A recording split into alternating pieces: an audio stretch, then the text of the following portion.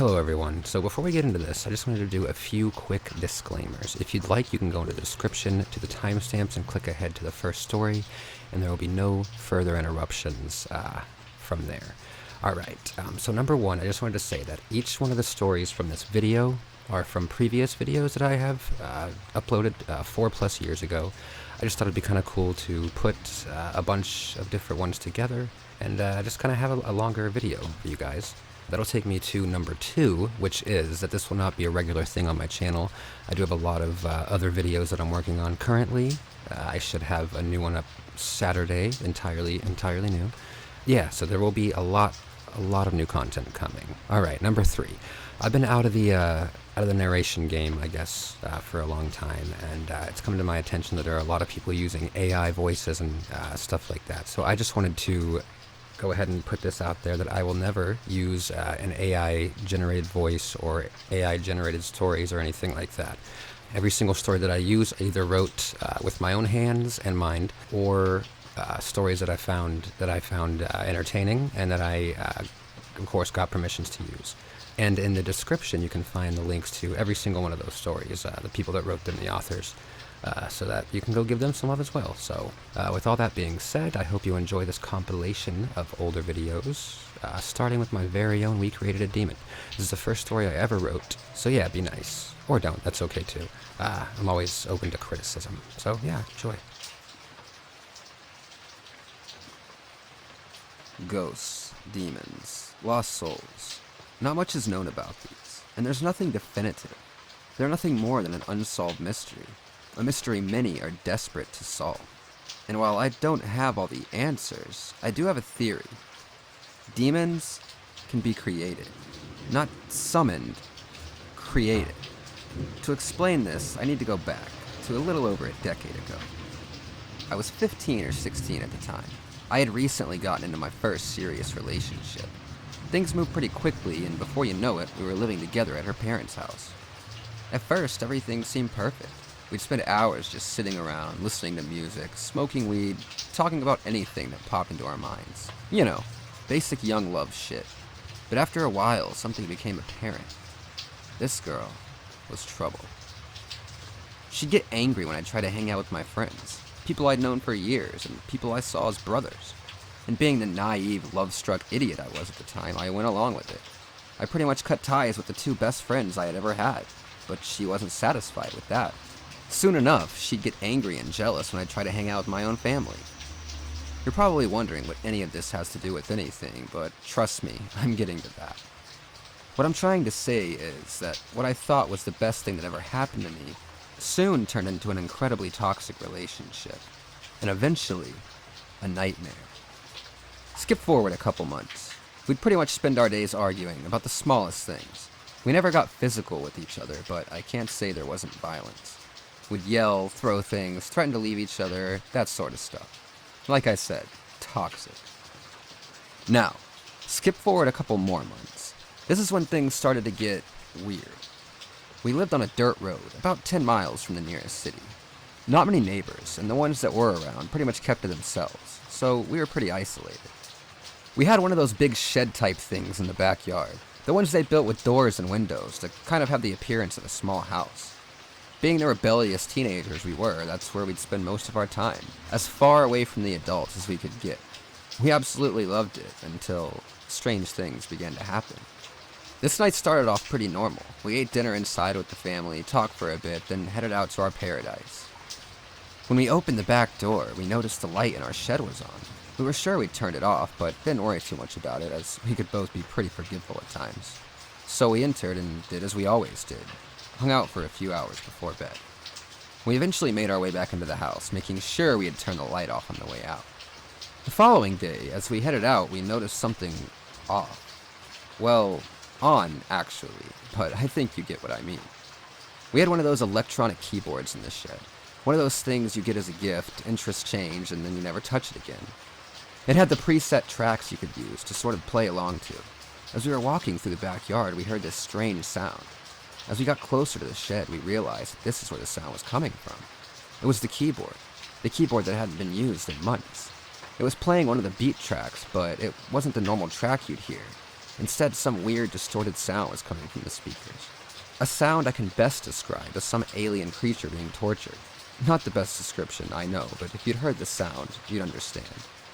Filled with hesitation, I entered the shed to investigate, to try to see what could be causing this. Upon entering, I immediately noticed that the keyboard isn't plugged in, so I checked to see if there are any batteries in it, but discovered the slot empty. Unable to figure out what's causing this, and with this bizarre, terrifyingly annoying sound blaring through my head, I picked the keyboard up from its stand and slammed it to the ground. This didn't appear to harm the keyboard itself, but the sound had finally stopped. Now, able to hear my thoughts, I began to try to figure out what could have caused this. I don't know much about electronics, or the way they work at least, but the only conclusion I had come to was maybe a wiring problem had caused the keyboard to act in such a strange way. However, it hadn't been plugged in months. There couldn't possibly still be power running through its veins. So we debunked that and decided to just go back inside. That night, I lay awake in bed, trying to come to some logical conclusion. Something that would explain what had happened. But I couldn't. There wasn't a reason. There was no logical explanation. Still, my mind raced with every possibility. Eventually, I gave up, rolled over, and tried my best to forget about the strange occurrence. I finally get to sleep around 2 a.m., but that sleep was short-lived. I awaken around 3:30. I'm not exactly sure what woke me, but as I opened my eyes, everything felt strange. Not like a dream, but the room itself. The air, the atmosphere, it was all off. I can't explain the feeling, but it was incredibly unsettling and unlike anything I'd ever felt. Suddenly, as I'm lying there, I feel a slight pressure at the end of the bed, near my feet. I thought maybe it was my cat hopping up, but look down and see nothing. Instantly, my mind goes back to what had happened in the shed the night before. Terror fills me, coursing through my veins like a virus. I wish I could say that it ended there, that I drifted off back to sleep, or that it was just a dream. Unfortunately, it was only the beginning. As I lie there, paralyzed by fear and worry, the pressure begins to move up the bed. First to my knee, then further and further, until I feel it on both sides of my chest. My mind raced. What was happening? Was I imagining things? And if not, what did this thing want? I closed my eyes tightly, somehow believing this would protect me from whatever it was that had crawled on top of me. At this point, I start to hear breathing. Light, but I instantly knew what it was. It comes closer and closer until I feel the breath on my lips. Cold, like ice, for what seemed like an eternity. Then it stops for a second, only to start again. This time, in my ear. It speaks, the words I'll never forget. You did this. Both of you. And now, you get to pay the price. After that, I remember nothing. I awaken the next morning. For a brief moment, it was like any other day. I thought of what I'd make for breakfast, taking my dog for a walk, conversating with my then-girlfriend's parents. Then, I remembered. The event that occurred in the shed. The invisible force that had terrified me to the point of paralysis. Although I knew what had happened, I had hoped it was all just some extremely vivid dream. But upon going into the bathroom to brush my teeth and looking in the mirror, something caught my eye. On my neck, a rash. Red. Reaching across my throat. Upon further inspection, though, I realized it was no mere rash. It was a handprint. On my neck. I didn't understand. I had been confronted by whatever this was last night, but I don't remember it ever touching me. As I returned to my bedroom to tell my girlfriend what I had discovered, I hear talking coming from the room. When I open the door, I find her standing beside the bed, mumbling something under her breath. Babe, are you okay? I asked. I get no response from her. I step closer to try to snap her out of whatever daze she's in. As I walk up to her, I now realize what she's saying. You did this. Over and over again. Blankly staring through me as though I wasn't even there. I grab her by the shoulders to try to shake her out of this, and it worked. Finally, she snaps out of it, her eyes meeting mine with deep confusion. Hey, babe, she says. Is everything okay? I sat her down and explained to her what I had just seen and asked if she remembered anything, and why she had said those things. However, she remembered nothing. The next few days went on with nothing I consider strange happening. Definitely nothing compared to that night and morning. But that normality was short-lived. She began acting strangely. She had become incredibly depressed, something her and I were all too familiar with. But this was different. She'd stay in bed all day. She wouldn't eat, shower, she wouldn't leave the room. She would barely speak, and when she did, it was all mumbles. On her face, that blank stare I had seen when walking back in from the bathroom that morning. No matter what I did, she remained this empty shell. Overall, our relationship was shit, but still, I hated seeing her like this, and eventually I couldn't do it anymore. I began sleeping on the living room couch and spending most of my days outside, either sitting on the porch or walking. I'd check in from time to time to make sure she was okay, if that's what you want to call it. But day after day, it was the same. She'd eat a little every day after her father threatened to send her to a mental institution, just enough to keep her sustained. Barely. But everything else stayed the same. She wouldn't speak, wouldn't watch TV or play video games like she'd normally do. She'd just sit there. One morning, after about 2 weeks of sleeping on the couch, I awakened to her standing over me. "Hey, can we talk?" I was startled, but this was the first time she had spoken to me in weeks, so I accepted. Yeah, sure," I said. "Mind if I come in the room?" I asked. She nodded, took me by the hand, and led me to the room. We talked for a while. She told me she had been in a dark place, but that she was okay now. She even apologized to me and begged me not to make her sleep alone again. And I, being the empath that I am, succumbed. The rest of the day was great. I'd even say amazing. Probably the best day we had had in the 3 years we were together. We talked, we laughed. I felt like we were getting to know each other all over again. A new beginning, I thought. A chance to fix all that had gone wrong. That night, we sat with the family for dinner, for the first time in what felt like a lifetime.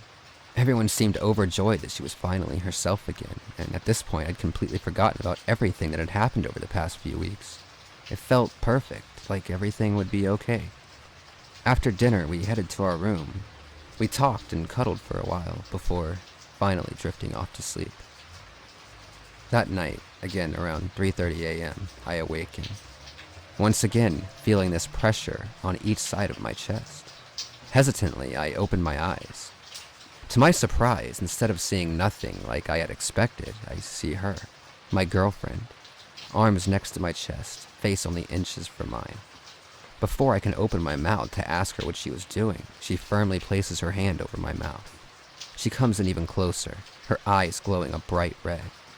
"You did this," she whispers, "and now you get to pay the price." Frozen, I see her other hand lift from beside me.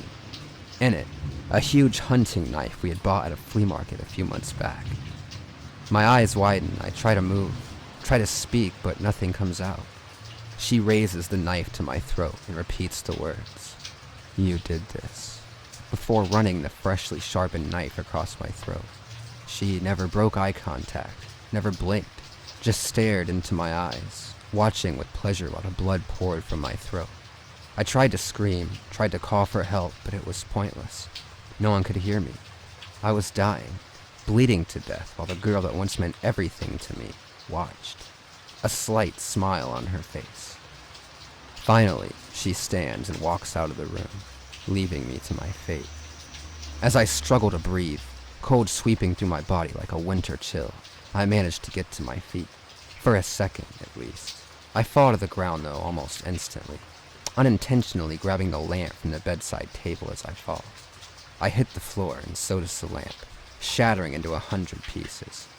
I try to get to my feet once again, holding my left hand to my throat, trying to preserve whatever blood still remains in my body. But it's no use. I fall again, and again, and again, until finally, everything goes black. The cold, gone. My fear, gone with it. This is the end, I think to myself, and that's the last thing I remember. I awaken the next day in a hospital. Beside me, my girlfriend's mother sat. "How are you feeling?" she asked me in a concerned tone. "Where am I?" I asked. "What happened? You're in the hospital," she interrupts. Sarah attacked you last night, but luckily we got you here when we did. Apparently, she had been awake at the time I was attacked and heard the thud of me falling and the shattering of the lamp. Upon walking out of the room, she discovered Sarah in the living room, covered in blood, writing something on the wall. They make eye contact for a brief moment before Sarah, or what was left of her, ran out of the front door. She then found me, bleeding out on the floor. If it weren't for the fact that she had medical training as a nurse, I probably wouldn't be here today. Sarah's parents had lived in that house for over 30 years and never had anything happen they would consider strange. All of that anger, hate, resentment, sadness we had toward each other, I believe that, somehow, created a demon. Or some sort of angry spirit. I'm sure it sounds crazy, but all of that negative energy, constant, in one place, and those 3 words, you did this. I can't say for sure, and I don't have any science to back up my theory, but I believe this is what happened. It's been over 10 years, and Sarah was never found. Although I live a good life now, happily married to an amazing woman with 3 beautiful children, that night, those events, they still haunt me. Every night, in my dreams, I relived a nightmare that was once my life. Seeing her face over mine, feeling the blade running across my throat, the blood gushing from my body. This is my curse.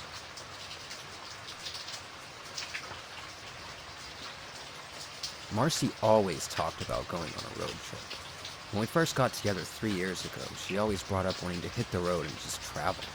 All the places she'd go to, the destinations she'd reach, the tourist traps she'd visit. I'm gonna do it, Johnny, she told me recently. I'm gonna hit the road. That was 3 weeks ago. There's been no sign of her since. Not long after not hearing from her, I reported her missing, and that launched a wide search for her. She had left behind detailed information on where she'd be going and stopping. Police and volunteers scoured every roadway and found nothing. No car, no signs, no Marcy. Every gas station she had marked as a potential stopping point had its camera footage combed through, and she wasn't on a single tape. The last footage of her found was from a Walmart. She had stopped in to purchase some snacks. The parking lot footage showed her leaving, and after that, nothing. Down a ways from the Walmart was a Dollar General that had a security camera in the parking area. She didn't appear on the footage. In between the Walmart and the Dollar General was just a straight road. No detours, no turns, no places to stop. But somewhere, in between those 2 stores, she disappeared. Everybody was dumbfounded. In such a small stretch of road, both a fully grown woman and a whole damn car went missing, and no trace of either remained. It was frustrating. She left us all the information we could ever need, and yet she was unfindable. Deciding to be proactive, I packed my bags and set out to do one more search. Although it had already been the focus of the investigation, I was going to the stretch of road she disappeared on. Every time I approached, I could feel a pit forming in my stomach. I passed the Walmart and drove slowly down the road. When nearing the Dollar General, I stopped and pulled over. The road felt eerily calm. Cars zoomed by me, and a couple people stopped to ask if I was having car troubles. Yet it had a stillness to it. So much movement, and yet still so still. I turned away from the road and back to my car and stopped dead in my tracks. The pit in my stomach grew heavier as I saw what was before me. A road. Right next to my car. A goddamn road. It wasn't there before. There was no way it could have been there. I had been on this stretch of road so many times in the past weeks, I would have seen another road connecting to it. Even if I had missed it, somebody would have seen. Right? I mean hundreds, if not thousands of volunteers. Cops, professional searchers, friends, family, me. Somebody would have pointed out this road. I got into my car and adjusted it to turn toward the road. I considered calling the police first, but I felt like something didn't want me to. As if I told someone, the road would disappear. Fuck it, I said to myself, maneuvering forward. I accelerated and began to make my way down the road. At first, it seemed so oddly empty. Not even a pebble in sight, just smooth road and flat plains. As I drove onwards and onwards, expecting to eventually reach something, I felt dread. I looked in my rearview mirror and no longer saw where I had come from, just more road. Finally, after 2 long hours, I saw something. It was a sign nailed to a big wooden pole that rose from a crack in the ground. I pulled up to get a closer look, and it read, "Wrong roadway. Can't turn back, but okay to keep going. Give what it wants if you need to know. Not exactly reassuring, but I felt a little better knowing that there wasn't just more road ahead. There must be something else, right? I continued on downward for another hour or so until my clock gave out. The numbers jumped around erratically until it finally went dark. Strangely, the gas gauge never changed. I had been on the road for roughly 3 hours and it was still the same as when I had started. An unknown amount of time passed before I reached the next landmark. This one appeared to be some kind of mannequin. It was posed to be on all fours, head up and facing my car. As I passed it by, the head turned to follow my vehicle. I didn't stop for that one.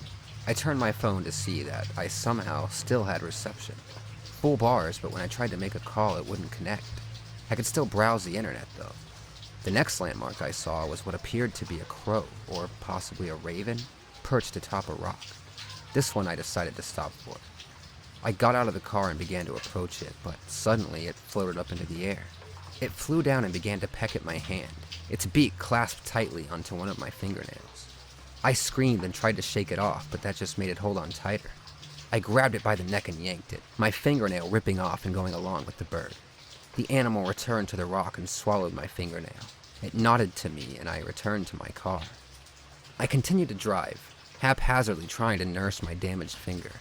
Time continued to float by. I no longer knew how long I had been on here. It wasn't long before I saw it. Marcy's car. I quickly pulled over and ran to it, throwing open a driver's side door only to find it empty. I looked through it, trying to find some sort of clue as to what might have happened to her, but instead I found nothing. I fell to the ground and began to cry. I had never felt so helpless, so disappointed. I lay there for who knows how long before I heard a loud scurrying noise. I look up to see the mannequin running on all fours toward me. With a leap to my feet, I ran back to my car, but before I could open the door, it reached me. Its neck extended upwards before its head came crashing down, headbutting me and knocking me out. I don't know how long it was until I woke up in the Walmart parking lot. I quickly turned my car on and drove out toward the road, but when I reached the area where I had first entered, there was nothing there. Just like before, the road was nowhere to be seen. I tried to tell my story to people, to explain what I saw. I tried to get them to believe. No one did. The sign, the mannequin, the bird, Marcy's car. Everybody said I must have passed out in my hot car and dreamt it all. But I knew the truth. Every time I looked down at my finger and its missing fingernail, I knew. Marcy was still out there somewhere. On the road.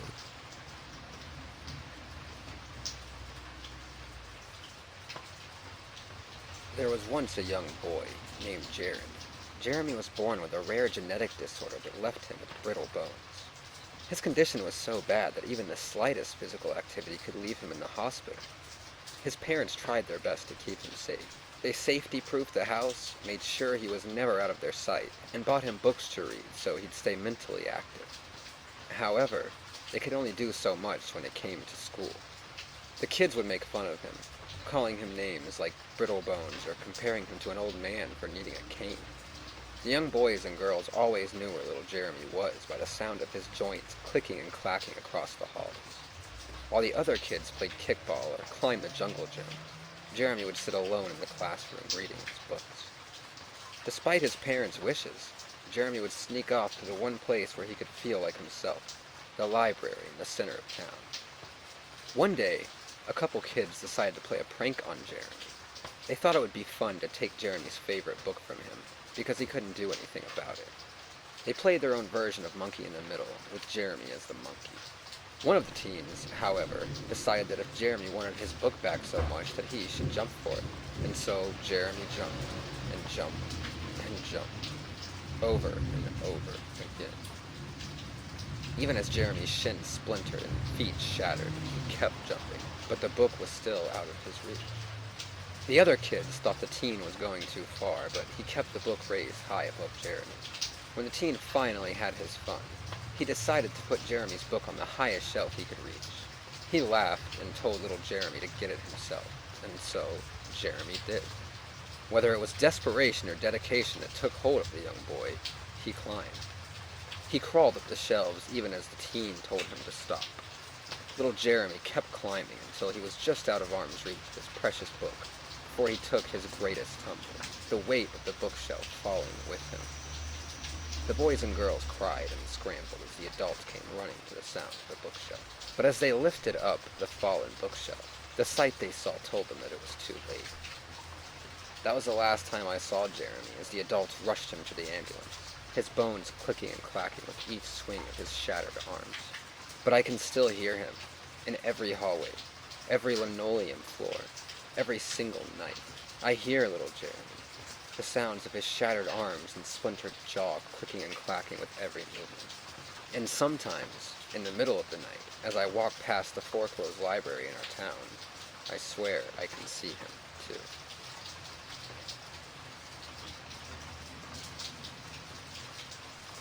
I stand in front of the well house, shaking with cold and fear.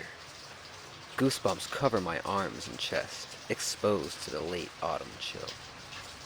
Should have taken a coat, I think absently, curling my hands into fists at my sides, bunching the worn fabric of my dress in clammy palms. Of course, I had had other things to worry about at that moment.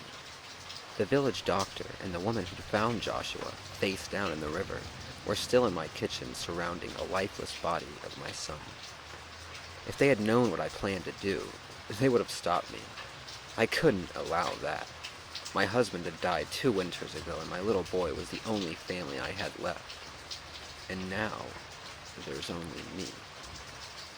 I pushed the horrifying thought aside, forcing myself to focus on the building before me. The well house sits low and squat in the tall grass, surrounded by trees with thick, solid trunks and dense canopies of leaves. They grow closely around the building, branches interwoven in a dark mass that blocks out the stars above me. Gnarled roots snake along the edges of the structure, creeping their way through small cracks in the mossy stone walls. It makes the well house seem like a natural part of the woods, growing in the soil like the trees around it. This is a very old place, part of the village that had stood here before my own. Though most of the other buildings had become crumbling mounds of loosely ordered stone, the well house remains mostly intact, weathered but solid. My people believe it holds great power, for in it resides something far more ancient than even the abandoned village, the Water Witch. My breath comes in a slight pant, and my skin stings from the many cuts I accumulated running through the forest to the old village. But my physical discomfort is secondary to my main concern, the unspeakable tragedy that has brought me to this place. My baby, gone. A terrible ache fills my chest and sends hot, desperate tears of grief pouring down my wind-chapped cheeks. I must save him, whatever it takes. Still, I hesitate, unwilling to enter the well house. All my life, I have been told stories of the creature that calls this place home. She is said to be thousands of years old, the last of an ancient race that had once ruled this region. Some kind of spirit or nymph who inhabits the waters in the area. Part protector and part temptress, she guards the water and all who reside in it, but also serves a much darker purpose. The witch is in fact a siren, leading men astray only to drown them in the deep waters. She seems to particularly prefer those who have survived shipwrecks or near drownings, men who escape watery graves only to be lured back into them by the vision of beauty in the form they most desire. While the Water Witch's motivations are poorly understood, her power is feared. The nymph doesn't just live in the water, she is the water. Not just in her well, but in every lake, river, and stream from here to the next village, almost 3 days' ride away. She also guards the stretch of coastline to the east, and if the few survivors and witnesses are to be believed, at least some of the deep ocean beyond. My people have always allowed her to live in peace and privacy, giving her well house a wide berth. Some leave occasional offerings for her at the water's edge, which go untouched until the animals take them. But tonight, I intend to do the unthinkable, to break the unwritten rules and try to speak to the witch herself. As I stand there surrounded by shadows, crisp wind carrying the scent of decaying leaves and peat to my nose, my survival instincts scream at me to turn and run like a frightened rabbit. But the agony of my loss far outweighs my terror, so I think of my little boy and let the primal need to protect my child fill me. It washes away my fear and hesitation, lending me the resolve I so desperately need. The resolve Joshua needs. Steeling myself, I take 3 steps to the door and push my way into the darkness. After a brief moment of terrifying blackness, my eyes begin to adjust. Small holes in the roof let slivers of light through, casting a pale glow over the cracked stone and wood that makes up the structure. The old well sits in the middle of the room, as high as my waist. It's made of rough-hewn gray and black rocks, cut into a circle at least the width of a man's wingspan. The air is still and smells of peat and dirt, stale from years of neglect. The well house is utterly quiet, except for my own shaky breathing. Hello? Is anyone here? When there is no answer, I begin to panic, certain I've been following a path to a dead end. Now what will I do? I cannot live without him.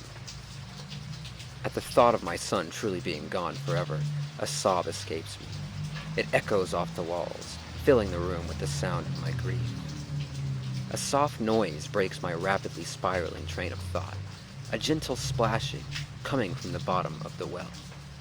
With bated breath and dread suffusing every ounce of my being, I slowly and cautiously approach. Stopping as far back as I can, I lean forward to look over the lip of stone, down into the base of the well. There, just below the surface, a vague shape, spanning almost the full width of the well. Is it moving? I step forwards warily, poking my head over the edge, and a tear rolls off my cheek. It glimmers in the dim light as it falls to join the pool below. As the teardrop reaches the water, sending ripples across its surface, the shape begins to move. It surges up toward me with incredible speed, a spray of water arching up as it breaches. I jump back with a startled scream, shielding my face with a raised arm. The dark shape lands in front of the well with a surprisingly light thud, rising up to tower above my cringing form.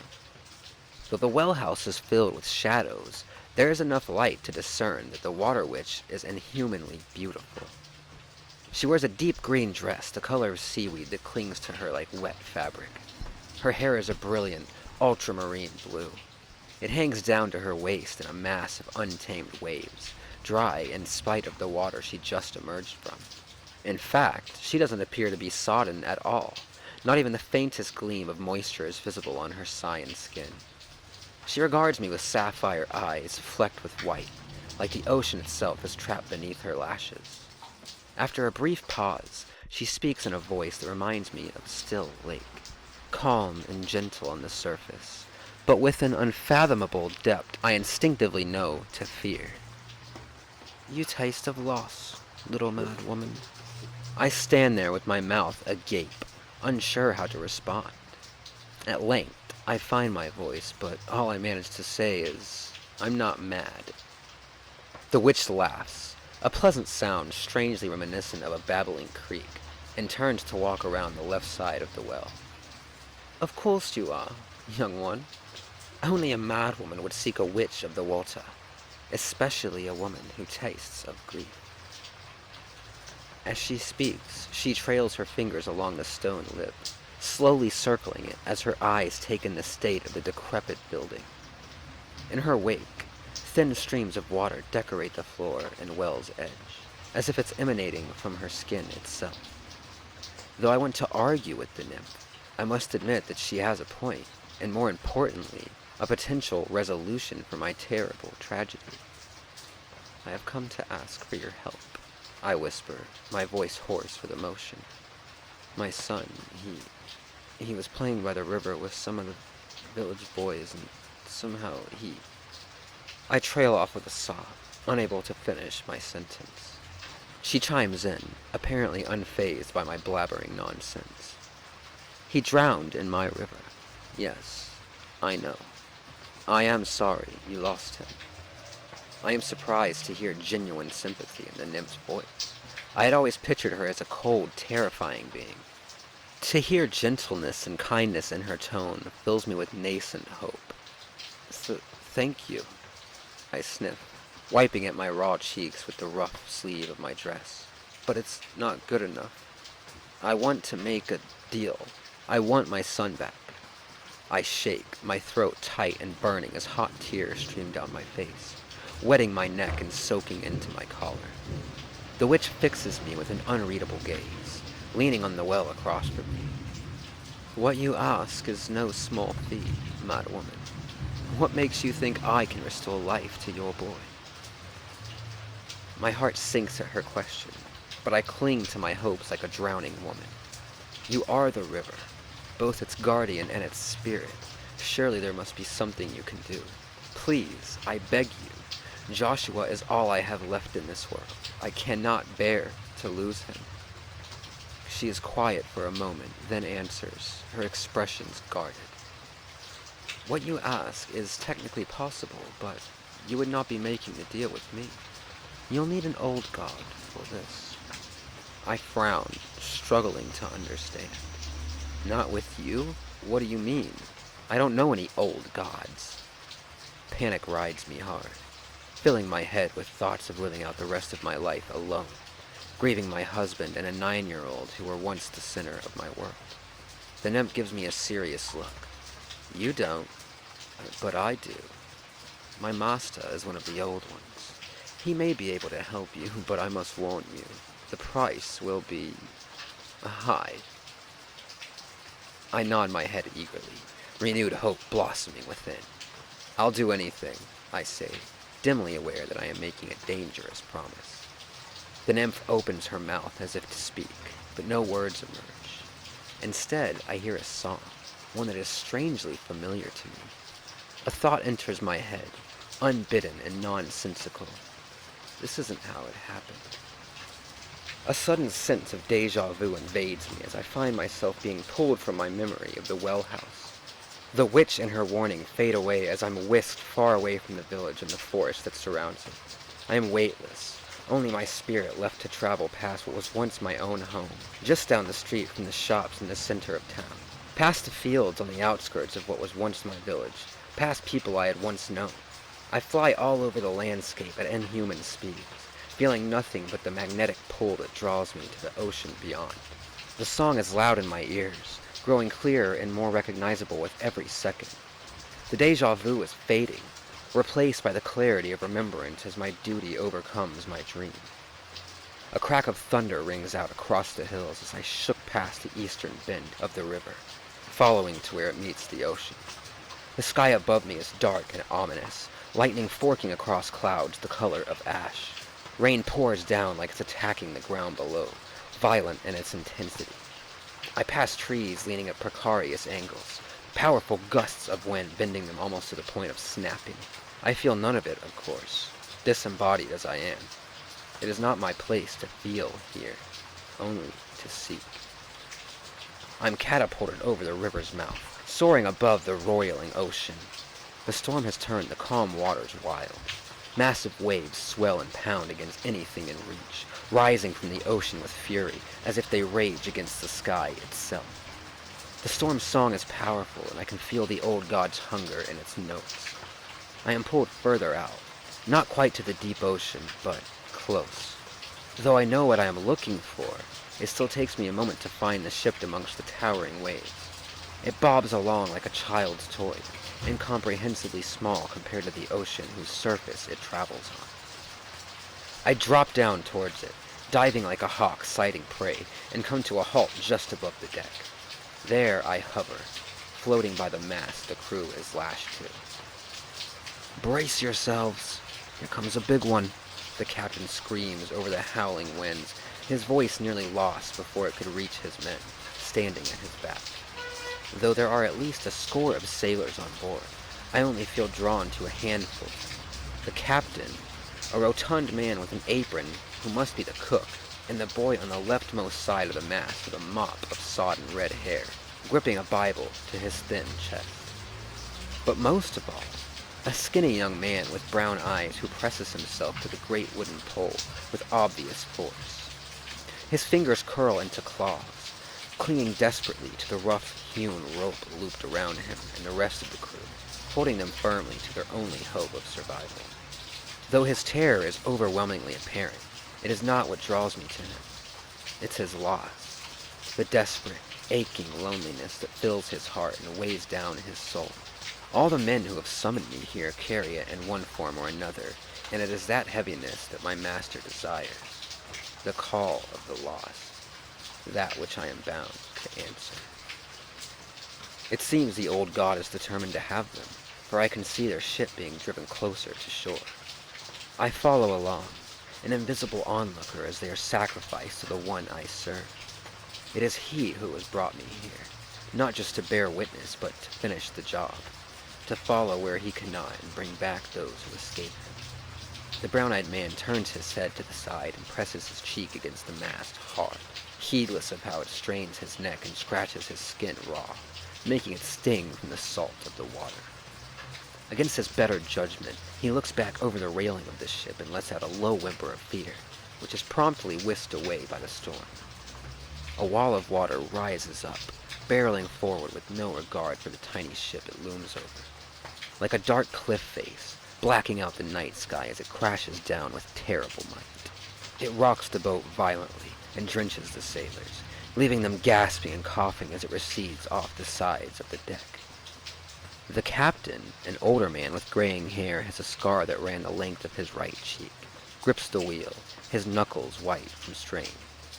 All his force is nothing compared to the power of the ocean, but he fights with the strength of a dying man, desperate to do anything that will keep them afloat. He tugs on the rope holding him to the wheel, reassured by the tautness of the line. Another wave begins to build, lifting the boat up into the air. It's as though a mountain has suddenly risen up beneath him, carrying the little ship impossibly high as the water rages below. The swell carries them forward with incredible speed as the men close their eyes against the driving rain and pray to every god they know of. Unfortunately for the sailors, they are at the mercy of the old god himself, and prayers are weak sustenance. The rocks appear out of nowhere, black shapes, jagged and solid in a world of icy cold liquid. Though he can see them looming closer, the captain is helpless to avoid them and can only watch as the wave pushes them into an outcrop that has withstood the force of the ocean for centuries. The sharp stone easily breaks through the fragile wood of the ship, tearing chunks from gaping holes as the waves rake the vessel over the coarse rocks. The captain's hold on the wheel is jarred loose by the impact and he slides along the deck, jerking to a stop as the rope catches him. He struggles to right himself and crawl back to the helm, but another wave overtakes them, flooding the ship and pushing it back into the rocks. When the water drains away and the men look back, spluttering and coughing up salty water, the rope around the wheel is gone, and so is their captain. The sailors immediately begin screaming and struggling to free themselves, knowing they will surely drown if they do not abandon their sinking vessel. They frantically saw at the ropes with rusted knives as the pounding waves and torrential downpour conspire to rip the blades from their desperate grasps. A few prevail, though, managing to loosen the bonds that hold them. Two of the smallest slip free, including the red-haired boy, and are immediately swept overboard. What remains of the crew struggle to hold on as the boat begins to tilt, her belly filling with water and dragging her down into the roiling depths. A few tumble loose, unable to keep their grip after hours of freezing cold and wet, and disappear into the churning water. The old god roars with satisfaction, perceptible only to his faithful servant.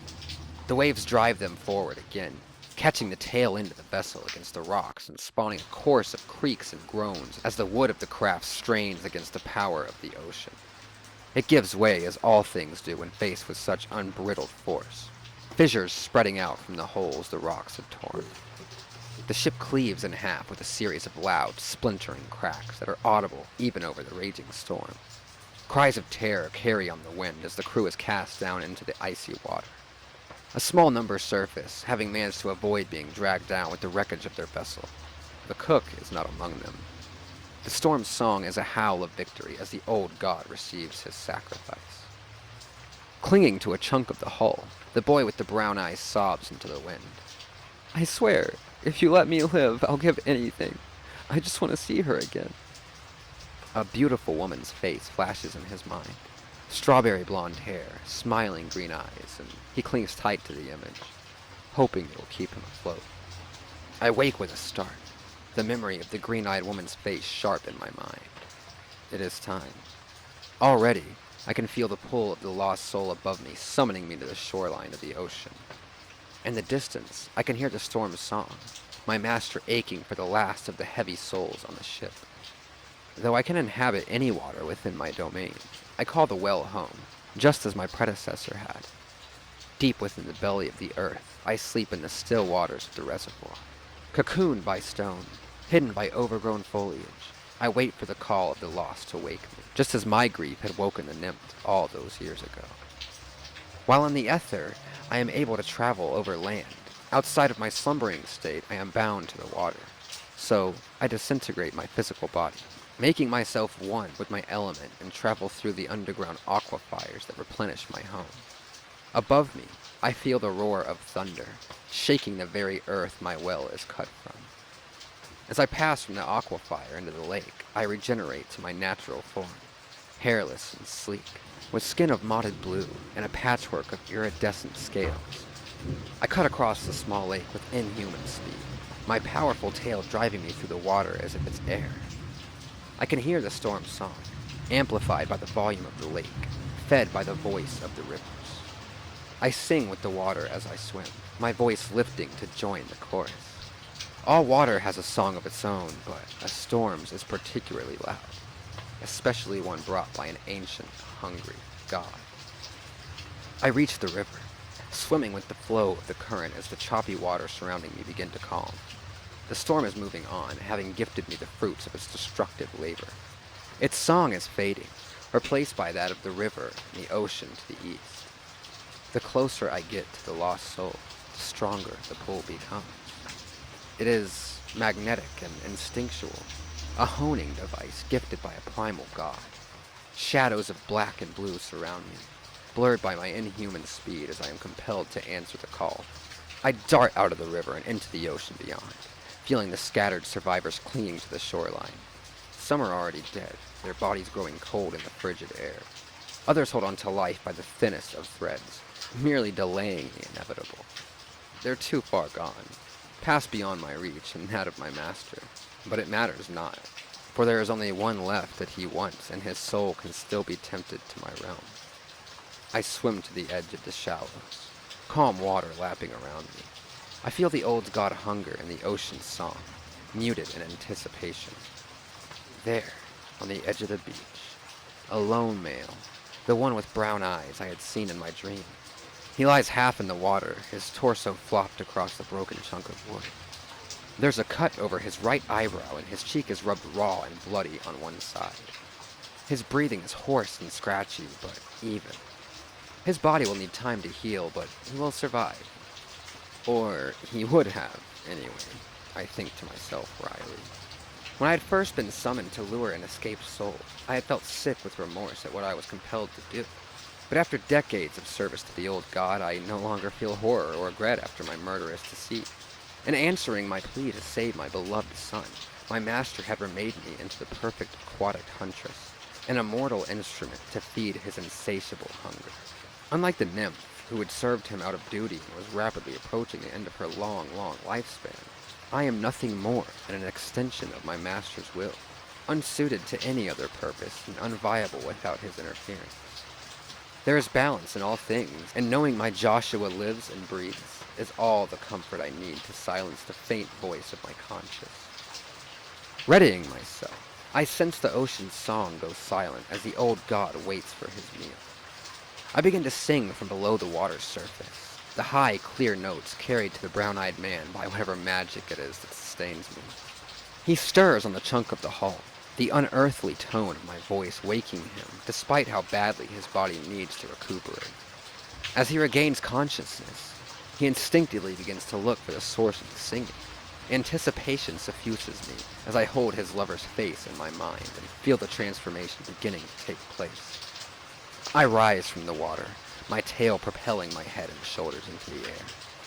As my skull breaks the surface, I feel long reddish blonde hair cascading down to brush against my shoulders and back, smooth white skin replacing pale blue flesh and iridescent scales.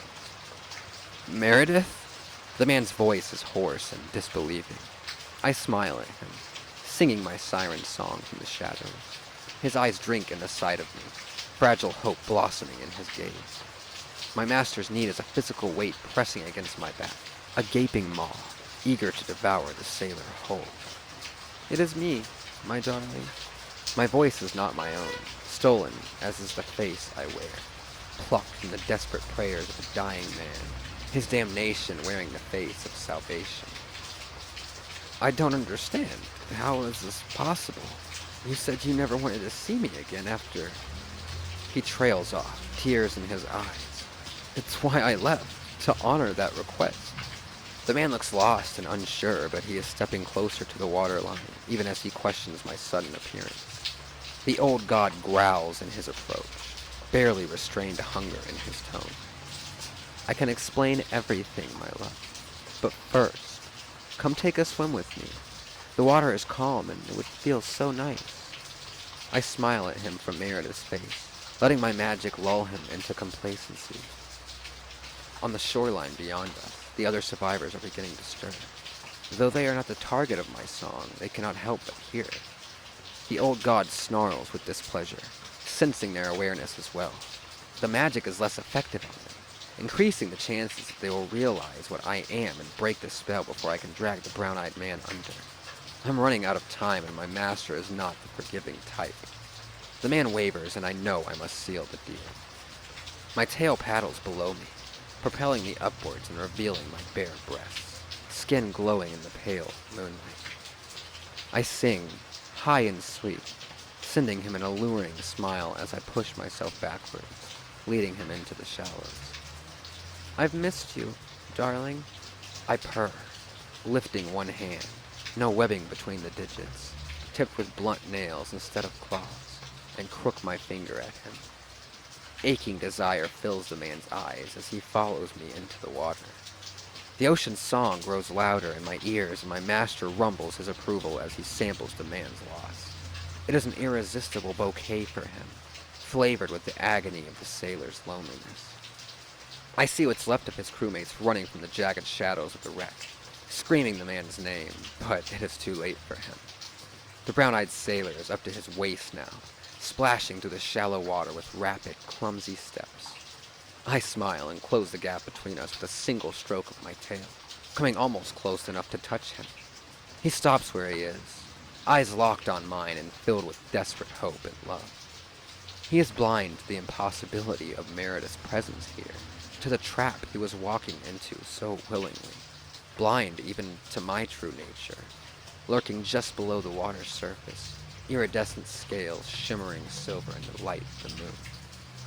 He doesn't even fight as my arms go around him, nor when they turn hard and strong, dragging him down to the deep water. As the liquid hits my head and chest, they revert back to my true form, sleek and smooth like the aquatic creature I am. My master roars with triumph, tasting the heaviness of the man's soul as he enters the old god's realm. It's only when the sailor sees my true face that he begins to panic, thrashing and pulling against me, prey that has realized the trap too late. He opens his mouth to scream and water rushes in, forcing precious air from his lungs as I pull him deeper and deeper, where the shadows are purple and blue beneath the shifting waves. I feel him drowning as we descend, just as I had drowned in the witch's well all those decades ago. Even after all these years, I am not entirely used to the feeling of water filling my chest, that burning, choking sensation as his body screams for air. It is a temporary discomfort, though, for I know it will end when his soul departs his body, which would be right about now. I sense him let go, his body now an empty vessel. I release my hold and he drifts away, eyes wide and sightless, mouth open in a silent scream, a sacrifice to the ocean from which he'd escaped. My master lets out a satisfied grumble, releasing his own hold on me at last. Immediately, the magnetic pull fades away, leaving me as free as my servitude ever permits, free to return to my home, the only place I find any rest. On my stomach, a burning spot about the size of a thimble appears, just right of my navel. I pay it no mind, more than accustomed to any particular sensation, and begin to journey back to my well house. It's always the same kind of pain when my hunt is over. Even after the very first time I had offered a soul to the old god, memories of that night flood my mind as I swim back up the river, its song muted and its water calm around me, sated by my hunt. How shocked I'd been all those years ago, when I'd forced myself to breathe in the well water. I had expected my vision to fade to black, but instead I had been transformed. The water had boiled around me, my skin searing as the old god remade me, accepting the sacrifice of my willing drowning. I had watched as my hair fell away in clumps, my skin darkening to an inhuman mottled blue and my legs fusing together, feet elongating and flattening into a tail, claws erupting from my fingertips as the digits splayed out in an automatic reaction to the pain. I felt a strange tugging sensation between my fingers and realized there was skin between them, a thin blue membrane decorated with delicate veins. I had screamed in agony under the tumultuous waves, drawing in liquid and receiving life-giving air, no longer a creature of land but one of the sea, bound to the water, as all my master's creatures were. As the agony all over my body faded away, a single spot about the size of a thumb directly over my heart continued to burn. It had swelled and hardened, turning shiny and iridescent as the pain finally receded, leaving me with a mark to remember my sacrifice. A scale for a soul, my new master had whispered directly into my mind, laughing with a rumble like the roaring ocean. A soul for a soul, I had thought to myself, picturing Joshua's cherubic face, a perfect blend of William's features and my own. Back in my well, I lie facing the ceiling of my decrepit abode, cradled in the gently lapping waters. My eyes are heavy from the exertion of my hunt. The old god's call is powerful and always leaves me drained afterwards. He murmurs praise into my head as the quiet song of the water soothes me, like a gentle lullaby in my ear. I breathe slow and deep, the soft flow of water in and out of my lungs calming me as I stroke the smooth surface of my newest scale. The hundreds of others decorating my body like a patchwork mosaic glimmer in the dim moonlight, faint rays reaching down into the well through holes in the roof. I close my eyes to the tapestry of my enslavement and allow myself to drift back to the ether, once again awaiting my master's call. This happened a long time ago. I'm guessing back in 2006, and I can't have been older than 4 years old at the time, yet I vividly remember the fear I felt during this encounter. It was an early summer morning and the sun was up, but few people were out. In fact, the streets were practically dead that morning. My mom decided to take my sister, only 1 year old, seated in a stroller, and I, to throw away some garbage at the garbage station.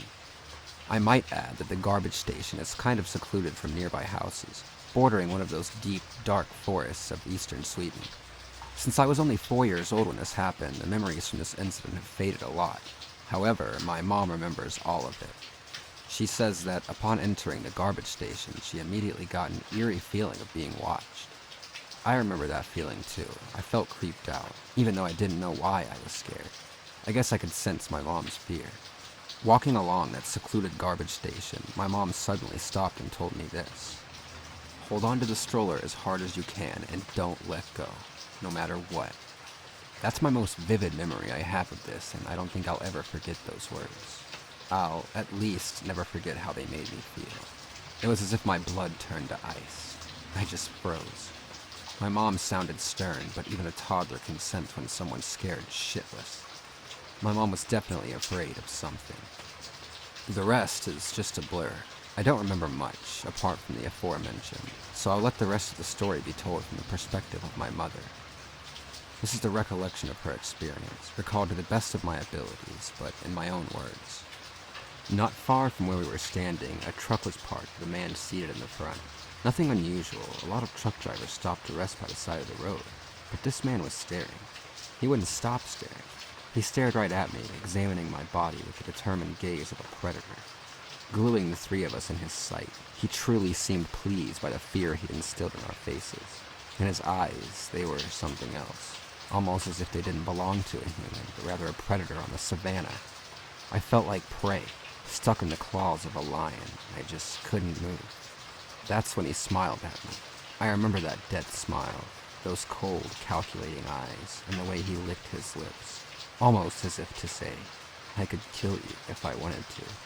I believe this was the point in time into this strange encounter when my mom told me to hold onto the stroller, to hold on tightly and not let go. My mom is a small woman, 160 centimeters, weighing only about 45 kilograms, about 5 foot and 100 pounds, and she could easily have been overpowered by the overweight man in the truck. My mom later admitted she was afraid he'd jump out of the truck and knock her out, possibly assaulting her, or even kidnapping me or my 1-year-old sister. We bolted out of there. We didn't throw away much garbage that morning. We just turned around and walked home as fast as a mom can do with a stroller and a 4-year-old toddler by her side. We've never talked about what happened that day, up until very recently. The incident has always lingered somewhere in the back of my mind as that weird thing that happened when I was a child. And every time I walk past that garbage station, I get a weird feeling in the pit of my stomach. As previously mentioned, this happened around 2006. Fast forward to 2008. The face of a 10-year-old little girl called Ingla was printed across the front page of every newspaper in sight. She had been abducted, sexually assaulted, and murdered, and the perpetrator was an overweight truck driver named Anders Eklund, now known as one of Sweden's most infamous killers. Anders Eklund was charged with the murder of Ingla, alongside the rape and murder of a woman named Pernilla. He's also suspected of abducting another little girl, who is still missing, making him a pedophile, a serial rapist, and a serial killer. My mom says that when she saw Eklund's picture in the paper, especially when she saw those cold, familiar eyes, she knew he was the creepy man from the garbage station that early morning all those years ago. Thinking how my mom, or my sister, or me, or all of us could have been his victims, that sends chills up my spine. Anders, even though you're behind bars, let's not ever meet again. I have a hardwood safe filled with cursed VHS tapes that are never to be watched by anyone, ever, only because I have watched them and have faced and or witnessed the consequences. This post is a warning for the following VHS tape, known as Traveling Up the Pipeline. To my knowledge, there is only one copy known to exist. Just in case someone finds another one, read this. I will go over what is on the tape, how dangerous it is, and basic containment of said tape. But first, quick lesson.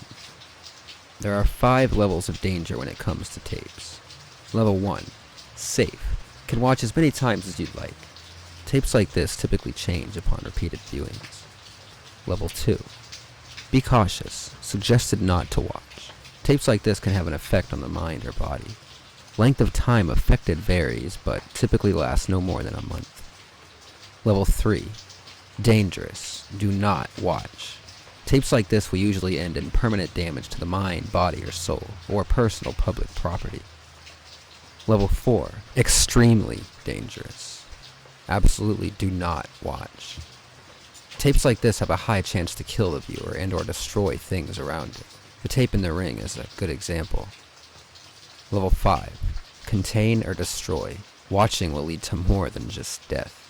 Tapes like this typically contain entities that will try to do as much damage as possible to whatever they can and try to spread this chaos to everything. The name of this tape is called Traveling Up the Pipeline. It's a blank Sony tape with the title written in pen on the front, and it has no case. The runtime is 85 minutes. Keep it in a secure wooden box with no metal hinges. Metal amplifies whatever energy is contained on the tape. Finally, it has a danger level of 3. I acquired this tape from a hole-in-the-wall antique store that was packed floor to ceiling with things. The owner looked older than Jesus and seemed like he could drop at any moment, but he sold me the tape for $1, so I'm not complaining. I thought the tape was cursed based on the title and feeling of the weight. Cursed tapes tend to feel heavier without actually being heavier. The weight of whatever was captured put on the tape can sometimes make it feel heavier. Also, if you feel a general uneasiness from looking or being near a tape, there's a good chance it's cursed. Anyway, I bought it and took it home. When watching potentially cursed VHS tapes, I always have a friend with me, and a friend outside the room who checks in every 5 minutes by knocking. If we don't answer, he goes to the breaker and cuts the power. The tape itself starts off with a dirty and disheveled man wearing splunking gear. There's a timestamp at the bottom right corner from March 12th, 1993. The man speaks into the video camera, talking about how he has been stuck in whatever cave he's in for the past 3 days, and that he keeps hearing noises that don't sound human. There's also some sort of mount on the side of his helmet. The image then cuts to the mount, and the man is moving through the cave system. However, the system is anything but normal. The rock walls are slimy with splotches of pulsating purple patches the man continuously comments about, saying he doesn't know what they are, but that they don't seem harmful and they are warm to the touch. There are also no stalactites or stalagmites in the cave, just a bunch of weird bumps. The man doesn't have a flashlight, but there are red crystals that have some sort of luminescence. Suddenly, there's a large moaning sound coming from behind the man as the whole cave shakes for a few seconds. The man's breathing becomes more frantic as he begins to pick up his pace in the cave. The video cuts to black for a second before the man is back into frame, holding the camera. He lifts it up, showing that he's hiding behind a rock of some sort, before holding it over the rock and pointing it at a couple bipedal creatures that are out of focus. It tries to focus, but it can't quite make it, giving only a brief glimpse of what the creature looks like. The best my friend and I could make out was a short humanoid with reversed knees, like an ostrich. No hair anywhere, large mouths with no lips, 2 small eyes, which may have been nostrils, and stubby arms. There were 5 of them, and they were drinking from a small pool of yellowish liquid.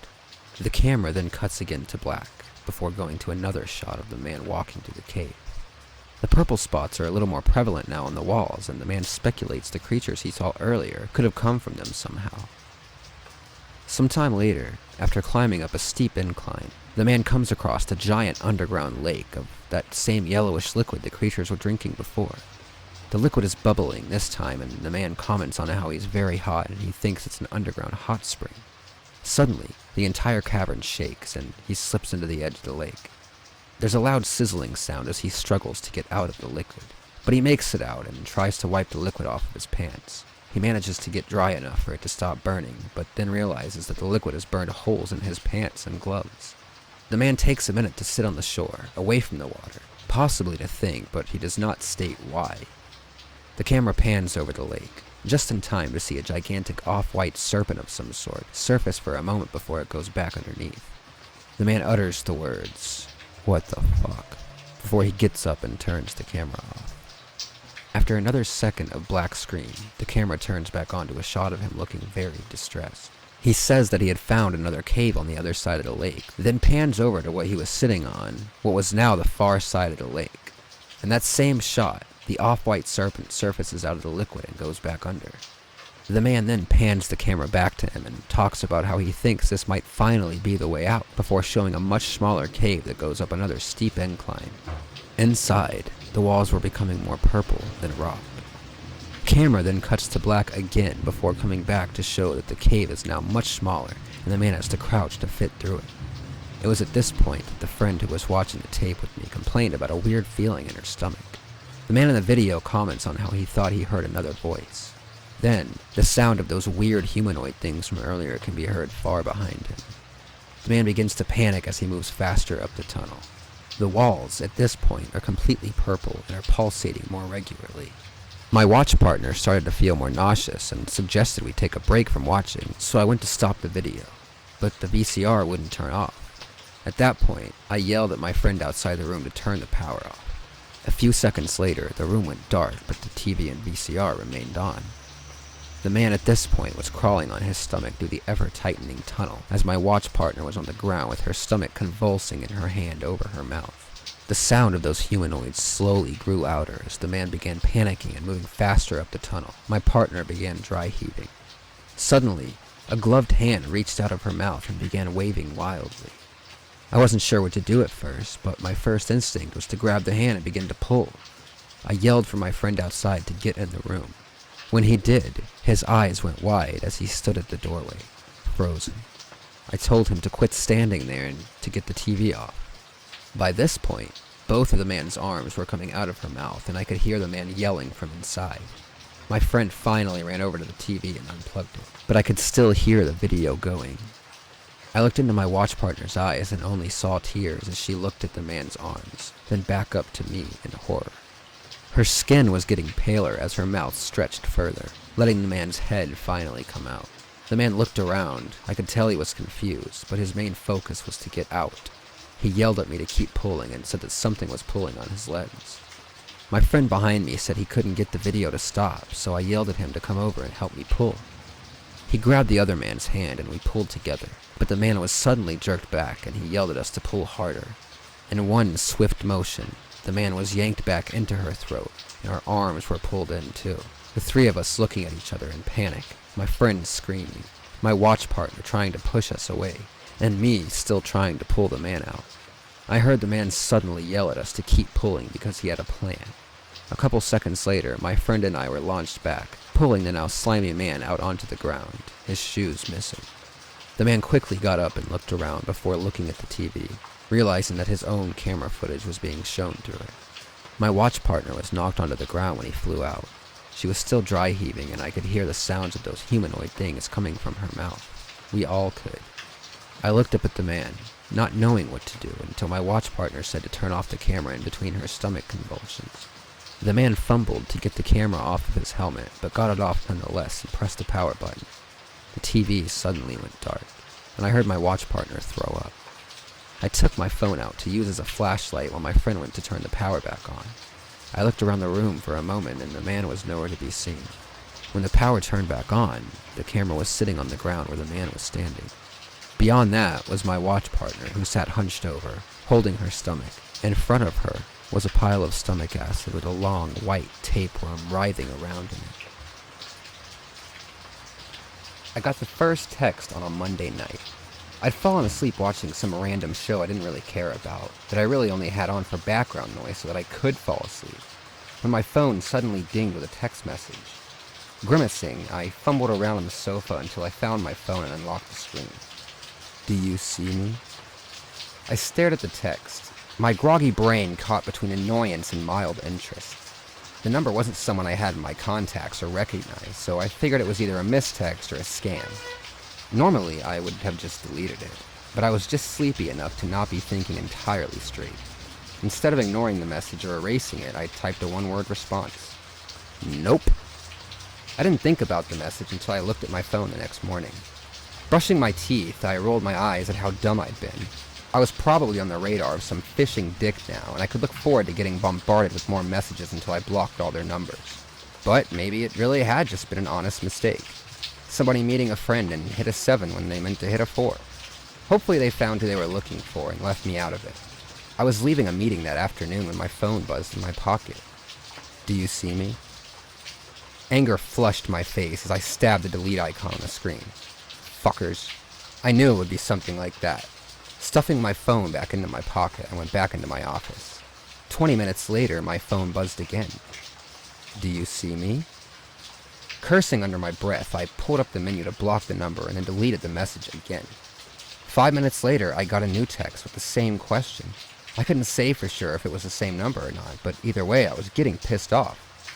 "No, I don't see you. Leave me alone or I'm going to report you to the authorities."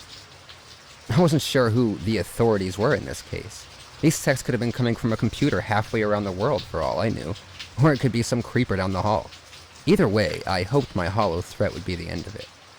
I didn't get any other messages that afternoon or on the way home, though the thought of it preoccupied me most of the time.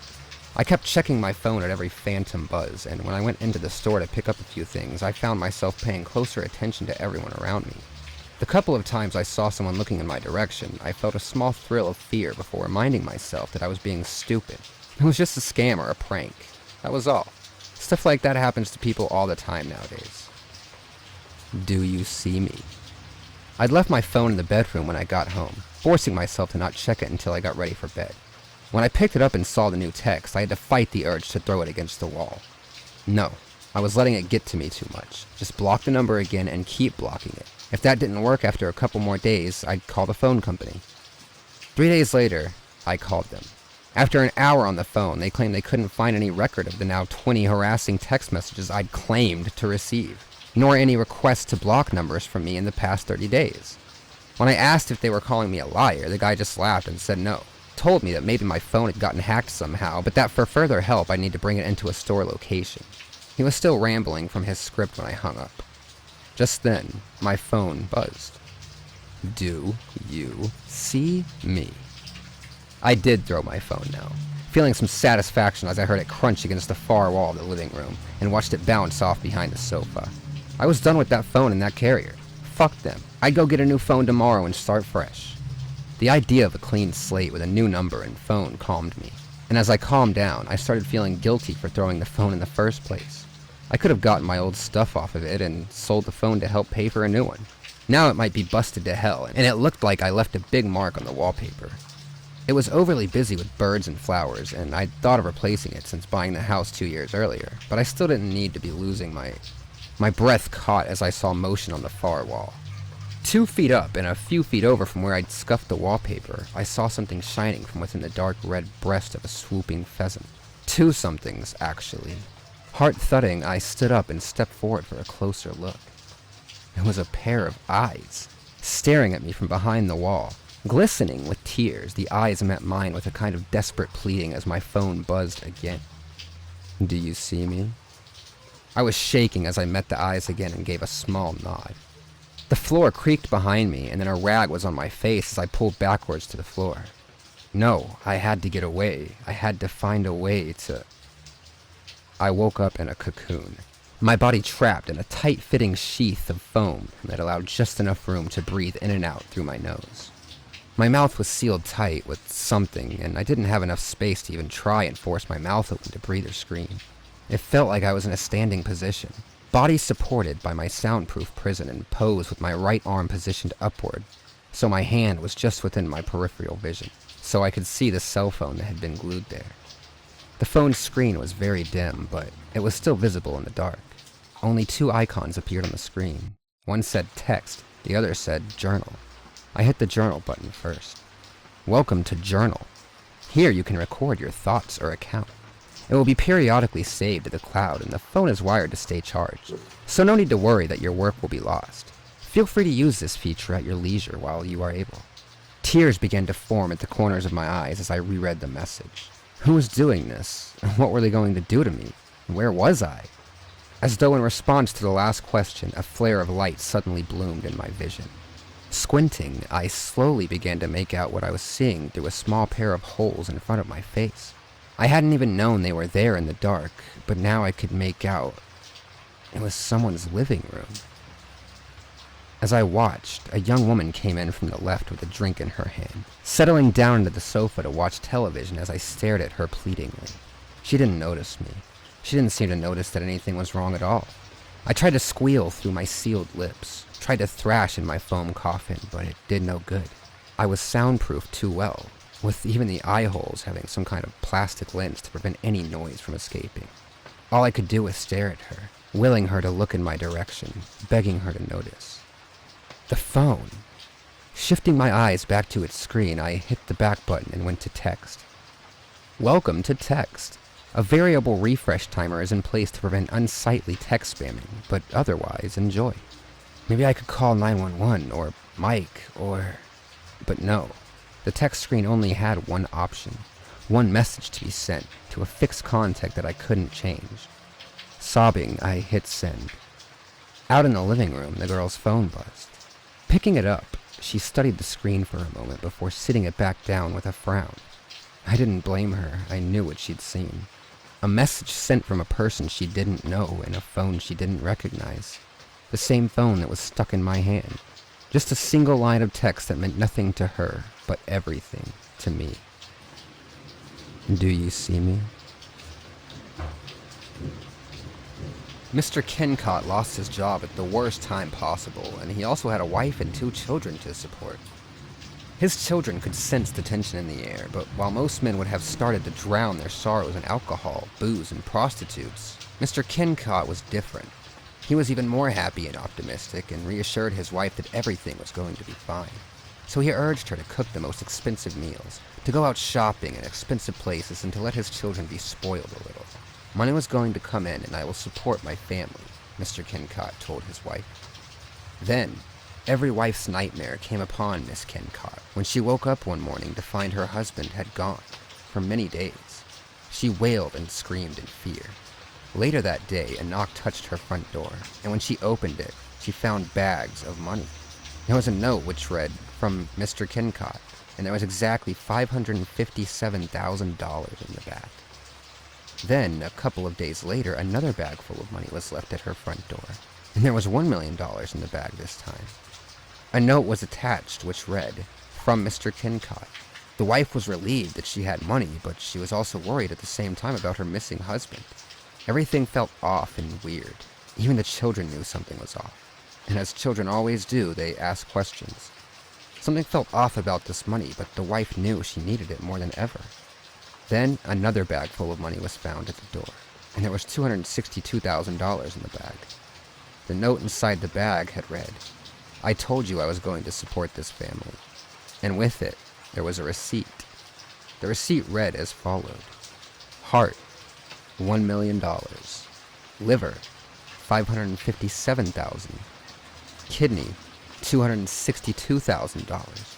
And then a little handwritten message had read, "There is more money to come."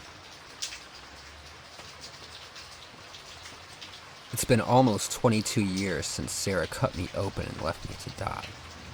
Although the events of that night stick with me, even now, I'm happy to say that my life since then has been absolutely amazing. I have a job that I love, the house I always wanted, the car of my dreams, and cherished above all, a family. My wife, Scarlett, is the most beautiful, intelligent, caring woman I've ever had the pleasure of knowing. I was in a dark, dark place when she found me. At rock bottom, you could say. Living on the streets, fighting every second to survive. But, and I'll never know why, she saw something in me. She saw potential and good. She picked me up when I was at my lowest and brought me back to reality. And since the day our eyes first met, we've been inseparable. Then there's my daughter, Lily, the most pure, loving, and caring soul there is, so much like her mother. 11 years she's been in my life. The day she was born was the day that the nightmares that had haunted me for so long ceased to exist, until the night of her 11th birthday. That night, we had just finished opening presents and eating cake and ice cream. I'll never forget that night, the look on Lily's face, her eyes glistening with joy, a smile so beautiful and bright that even the saddest of people couldn't help but to return one once they saw hers. But it wasn't the cake or the presents that made her so happy. She's never been one to care much for material things. It was our presence, the fact that we were all together. And that really tells you what kind of person she is. If only I could have seen the path that lay before me. Before us. Lily's past the age of tucking in, but every night I'd pop my head in and tell her how much I love her, before heading to Scarlett and I's room. As long as we've been together, I'm still just as much in love with her as I was the day we met. Every night, we talk, for hours, about everything, still learning new things about each other. Every night, until we finally drift off to sleep. This night, I awaken a little after 2 a.m., sweating profusely. There's an odd feeling in the air. Something I've felt before, yet somehow unrecognizable at the same time. I glance over at Scarlett, who's fast asleep, and into the edge of my bed. My eyes still adjusting to the darkness of the room, see what appears to be a figure in front of my bedroom door. "Lily?" I asked, assuming she had had a bad dream and was scared. "What's wrong, sweetie?" I get no response. Suddenly, the figure disappears and reappears. This time not by the door, but at the foot of my bed, and now it's much taller. "Who's—" Before I can finish my sentence, it disappears and reappears once again, this time on top of me. What I now see to be a face, just inches from my own. But this face is far from unknown. It's the same face that had haunted me, the same face that tried to end my life all those years ago. It's her. It's Sarah. Feeling emotions I hadn't felt in over a decade, I'm paralyzed, unable to move or even speak. She stares directly into my eyes for what seemed like an eternity. Before I could even blink, she moves, her mouth now brushing against my ear. What happened next shook me to my very soul.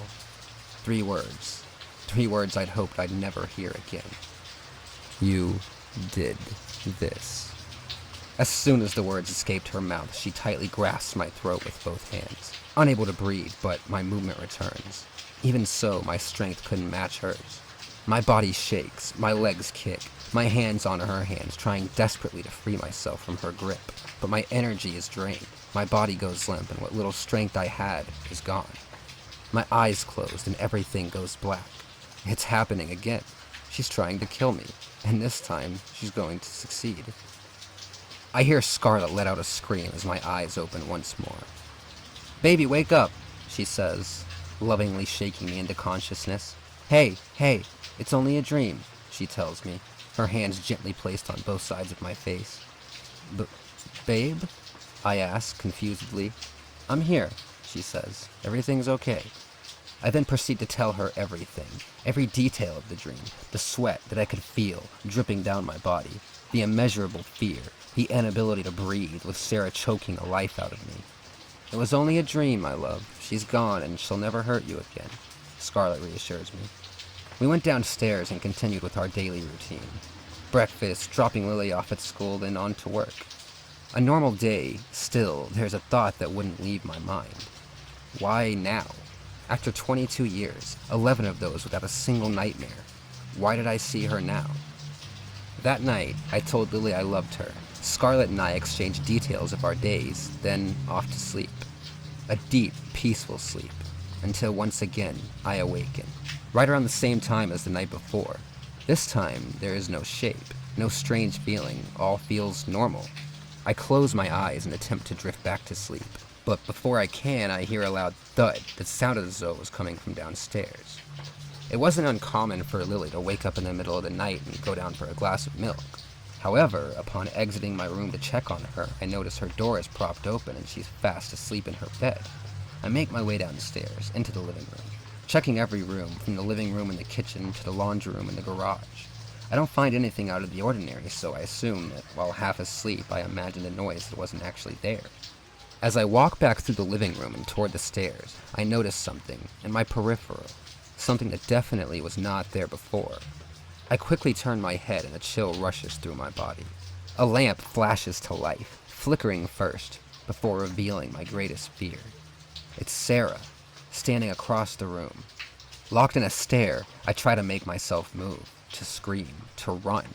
Suddenly, she begins to move toward me, this time slowly, floating, my fear deepening with every inch she moves. She places her hand on my face, eyes still locked, and says those 3 words. "You did this," before vanishing right before my eyes. My body returns to normal, but still in shock, I stand there for a moment, staring blankly into the blackness of the house. When I finally make it back to my bed, I pass out almost instantly. When I wake up the next morning, my first thought isn't making breakfast or kissing Scarlet good morning. It was her, and the terrifying events of the night before. Was what I saw real, or an extremely vivid nightmare, perhaps? And if it was, I once again have to ask myself, why now? For the first time in 16 years, I chose to withhold something from Scarlet. I told myself that what I was seeing couldn't possibly be real, only dreams, and just as the others did, they would pass. It was a weekend, and as they did every week, Scarlet and Lily headed to the store to do a little shopping. I decided to cook them lunch for when they returned. While standing at the counter, I feel a sudden chill. I glance around at the empty house, but see nothing, so I continue chopping vegetables for the meal I was to cook. A few minutes go by, everything seems normal. Then, I feel it. A stabbing pain, a cutting pain, in both of my legs. I collapse to the ground, screaming in agony. As I roll up my pant legs to see what is happening, I feel a warm, thick wetness. Pain now courses through my entire body, as I struggle to grab the paper towels off of the counter to wipe the blood from my legs. When I finally wipe it all away, I see 2 words, one on each leg. The words, far worse than those spoken by Sarah. On my left leg, Jack. On the right, Riley. As shock sets in, the memories return. Memories I had tried so hard to forget. My sons, my beautiful twins. Jack and Riley were our miracles. Neither I nor Scarlet had ever had twins born into our families, but still we were gifted with them. Born a year and a half before Lily, they were our world. For 7 months we cared for them. They brought a kind of joy to our lives that neither of us had ever felt. Then, for reasons we didn't know, they got sick. No matter how many doctors we saw, How much hope we had, they only got worse, until one day they couldn't fight anymore. No one knew why. The doctors were baffled, and Scarlet and I were heartbroken. I didn't think it was possible to feel a pain worse than having your throat slit wide open, until the day we lost them. Then Lily came along. She healed our wounds, took away the unbearable pain we felt every second of every day.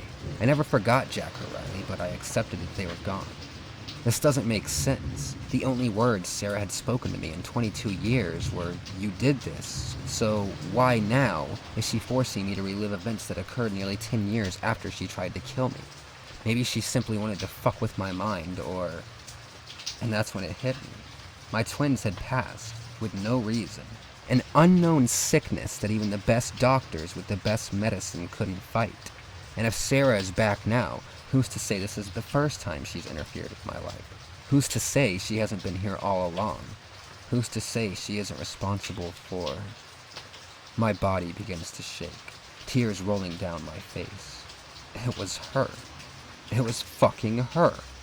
Simultaneous dread and rage coursed through my body. "You fucking did this, didn't you? You took my boys from me. Show yourself, you bitch! I know you're there." I fall to my knees, my eyes filled with the tears of my son's loss. Staring at the floor, I hear 3 words in my ear. "You did this." I quickly stand, swinging my fist, but there's nothing there. I stand there trying to catch my breath, not knowing what to do with what I just learned, when I hear my phone ring.